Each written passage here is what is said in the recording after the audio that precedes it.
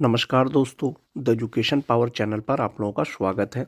दोस्तों, आज की वीडियो में हम लोग बात करेंगे जो 8th पे कमीशन लागू होगा, उसके अनुसार जो संभावित फिटमेंट फैक्टर है, उसके अनुसार विशिष्ट शिक्षक या बीपीएससी शिक्षक का सैलरी कितना होगा। चाहे वो बेसिक ग्रेड के शिक्षक हो, चाहे वो स्नातक ग्रेड के शिक्षक हो, चाहे वो 9-10 के शिक्षक हो, चाहे वो 11-12 के शिक्षक हो। जो वेतन का गणना होगा दोस्तों, वो फिटमेंट फैक्टर के आधार पर होगा। और जैसा कि आप सभी जानते हैं, 8वां वेतन आयोग जैसे लागू होगा, जो फिटमेंट फैक्टर जो भी होगा, उसके बाद जो है आपका डीए 0 हो जाएगा, या हो सकता है 2 से 4% रहने की संभावना है, लेकिन आप ये मान के चलें डीए जो है 0 हो जाएगा। जो संभावित वेतन होगा वो कितना होगा। वीडियो शुरू करने से पहले एक रिक्वेस्ट है दोस्तों, जो लोग मेरे चैनल को सब्सक्राइब नहीं किए हैं, कृपया चैनल को सब्सक्राइब कर दें और बेल आइकन को दबा दें। तो चलिए बढ़ते हैं आगे। जो फिटमेंट फैक्टर है दोस्तों, मैंने 2.86 लेकर के आप लोगों को बताया है कि विशिष्ट शिक्षक फिटमेंट फैक्टर 8वां वेतन आयोग होने के बाद जो एक्सक्लूसिव टीचर है यानी विशिष्ट शिक्षक है, उसका सैलरी कितना होगा। जिनका बेसिक पे 25,000 रुपया है, तो 25,000 रुपया किसका होगा, जो सक्षमता 2 है या सक्षमता 3 है। तो अगर फिटमेंट फैक्टर उनका 2.86 हो तो इसके अनुसार उनका बेसिक पे हो जाएगा 71,500 रुपया।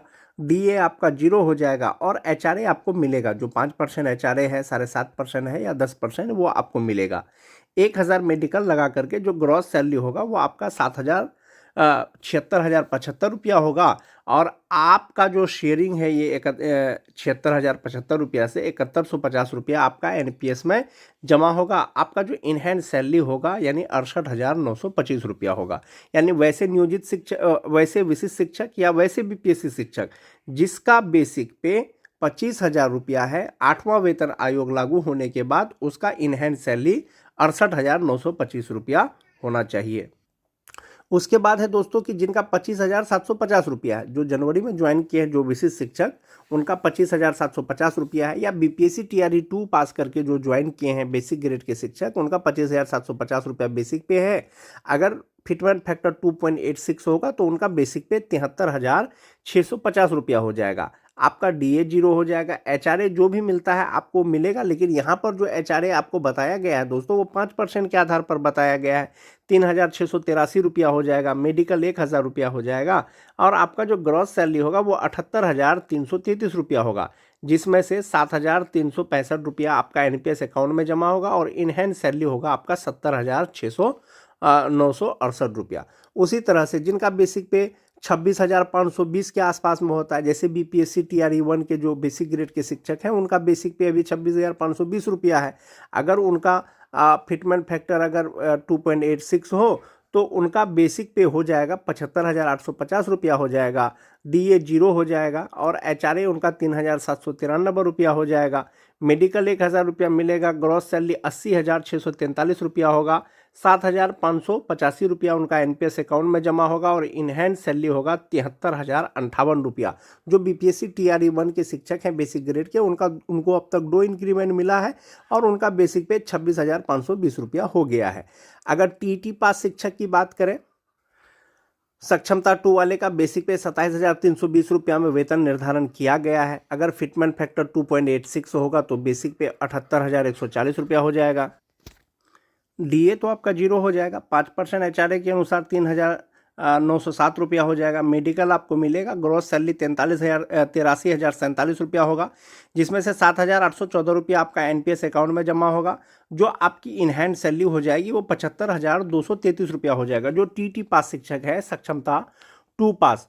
और जहां तक बात सक्षमता 1 का है दोस्तों, उनका जो वेतन निर्धारण किया गया है वो 28,140 पर किया गया है। इसका मतलब है कि उसका बेसिक पे 28,140 रुपया होगा। तो जनवरी 2025 में चाहे वो सक्षमता 1 पास हो चाहे वो सक्षमता 2 पास हो, सबका बेसिक पे बराबर हो जाएगा। और सबका बेसिक पे जितना भी होगा, चाहे वो 27,320 हो चाहे वो 28,140 हो, तो 28,140 टीटी पास शिक्षकों का जनवरी में बेसिक पे हो जाएगा, चाहे वो सक्षमता 1 पास हो चाहे वो सक्षमता 2 पास हो। फिटमेंट फैक्टर यदि उनका 2.86 रहेगा तो जो बेसिक पे हो जाएगा वो 80,480 रुपया हो जाएगा। DA 0 हो जाएगा और 5% HRA के अनुसार 4,024 रुपया हो जाएगा। मेडिकल 1,000 रुपया मिलेगा ही, तो ग्रॉस सैलरी जो होगा वो 85,504 रुपया होगा, जिसमें से 8,048 रुपया उनका NPS अकाउंट में जमा होगा और जो इनहैंड सैलरी होगा वो 77,456 रुपया होगा। जिनका बेसिक पे 28,980 रुपया है, फिटमेंट फैक्टर 2.86 के अनुसार जो बेसिक पे होगा वो 82,980 रुपया हो जाएगा। DA 0 हो जाएगा, HRA 4,145 रुपया हो जाएगा, मेडिकल 1,000 रुपया हो जाएगा और ग्रॉस सैलरी होगा 88,035 रुपया। NPS अकाउंट में 8,289 रुपया जमा होगा। इनहैंड सैलरी होगा 79,746 रुपया। जो 2009-10 के शिक्षक हैं उनका बेसिक पे 29,850 रुपया होगा जनवरी 2026 में। फिटमेंट फैक्टर यदि 2.86 हो तो उनका जो बेसिक पे हो जाएगा वो 85,380 रुपया हो जाएगा। DA 0 हो जाएगा, HRA उनका हो जाएगा 4,269 रुपया, मेडिकल 1,000 लगा करके ग्रॉस सैलरी हो जाएगा 90,649 रुपया और NPS अकाउंट में 8,538 रुपया जमा होने के बाद जो इनहैंड सैलरी होगा वो 82,111 रुपया होगा। जो 2006-7 के शिक्षक हैं उनका बेसिक पे जनवरी 2026 में 30,750 रुपया होगा। फिटमेंट फैक्टर 2.86 यदि मान के चलें तो उनका बेसिक पे हो जाएगा 87,945 रुपया, DA 0 हो जाएगा और HRA हो जाएगा 4,397 रुपया, मेडिकल 1,000 और जो ग्रॉस सैलरी होगा 93,342 रुपया होगा। 8,795 रुपया जमा होने के बाद NPS में जो इनहैंड सैलरी है उनका होगा 84,547 रुपया। जो 2003-5 के शिक्षक हैं 31,670 रुपया उनका बेसिक पे अगर जनवरी 2025 में 26 में होता है।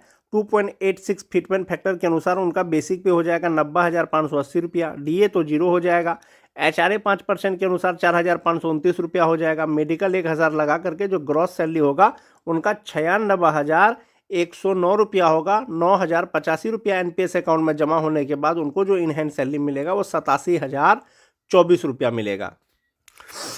जिनका बेसिक पे 32,620 रुपया होगा। तो जनवरी 2026 में जो 2003-5 के शिक्षक हैं उनका बेसिक पे 32,620 रुपया हो जाएगा और फिटमेंट फैक्टर अगर 2.86 रहेगा तो उनका बेसिक पे 93,300 हो जाएगा। DA 0 हो जाएगा, 5% HRA के अनुसार 4,665 रुपया हो जाएगा, मेडिकल 1,000 लगा करके जो ग्रॉस सैलरी होगा वो 98,965 रुपया हो जाएगा। 3,930 रुपया इसका NPS अकाउंट में जमा होने के बाद जो इनहैंड सैलरी होगा वो 89,635 रुपया होगा।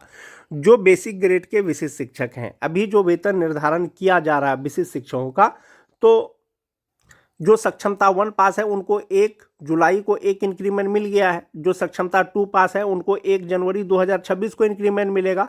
तो 1 जनवरी 2026 को चाहे वो सक्षमता 1 पास हो चाहे वो सक्षमता 2 पास हो, सबका बेसिक पे समान हो जाएगा। जैसे सक्षमता 2 वाला अगर बात कीजिएगा 2003-5 का, जुलाई से अभी उनका बेसिक पे 31,670 रुपया है, जबकि सक्षमता 1 वाले का बेसिक पे 32,620 रुपया है।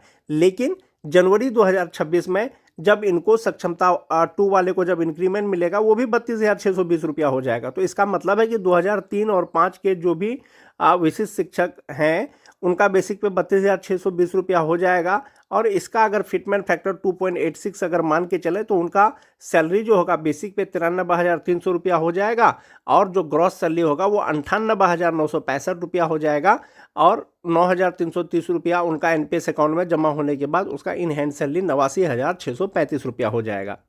इसी तरह से आप देख सकते हैं दोस्तों, जो विशिष्ट शिक्षक हैं सक्षमता 1 या सक्षमता 2 पास, अगर फिटमेंट फैक्टर 2.86 अगर रहा तो उनका इन हैंड सैलरी 70,968 रुपया होने की संभावना है। जो TT पास शिक्षक हैं उनका इन हैंड सैलरी 77,456 रुपया रहने की संभावना है। जो 2009-10 के शिक्षक हैं उनका 82,111 रुपया होने की संभावना है। जो 2006-7 के हैं उनका 84,547 रुपया इन हैंड सैलरी होने की संभावना है। आपका जो सैलरी डिपेंड करेगा वो फिटमेंट फैक्टर पर करेगा कि सरकार के द्वारा कितना फिटमेंट फैक्टर दिया जा रहा है, उसी के आधार पर आपका वेतन का गणना होगा। लेकिन यहाँ पर जो मैंने आपको बताया है वो फिटमेंट फैक्टर 2.86 के अनुसार बताया है। जैसे ही 8वां वेतन आयोग लागू होगा तो आपका डीए 0 हो जाएगा। ये तो बेसिक ग्रेड के शिक्षकों का वेतन हो गया दोस्तों।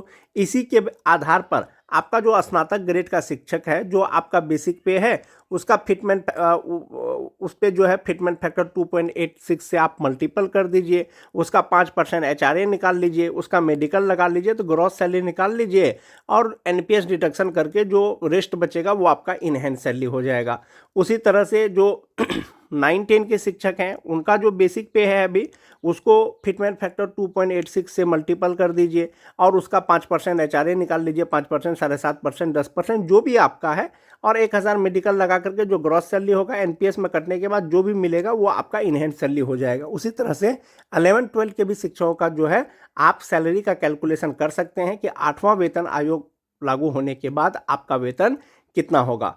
तो ये था दोस्तों बेसिक ग्रेड के शिक्षक का वेतन, 6 to 8 के शिक्षक का वेतन, 9-10 शिक्षक का वेतन और 11-12 के शिक्षक का वेतन। 8वां वेतन आयोग लागू होने के बाद आपका वेतन कितना होगा यदि फिटमेंट फैक्टर 2.86 रहता है तब। तो इस प्रकार से आप अपना वेतन का गणना कर सकते हैं। आज की वीडियो में दोस्तों बस इतना ही। वीडियो अच्छी लगे तो अपने दोस्तों में लाइक और शेयर जरूर कर दें। मिलते हैं एक नए वीडियो के साथ, तब तक के लिए धन्यवाद।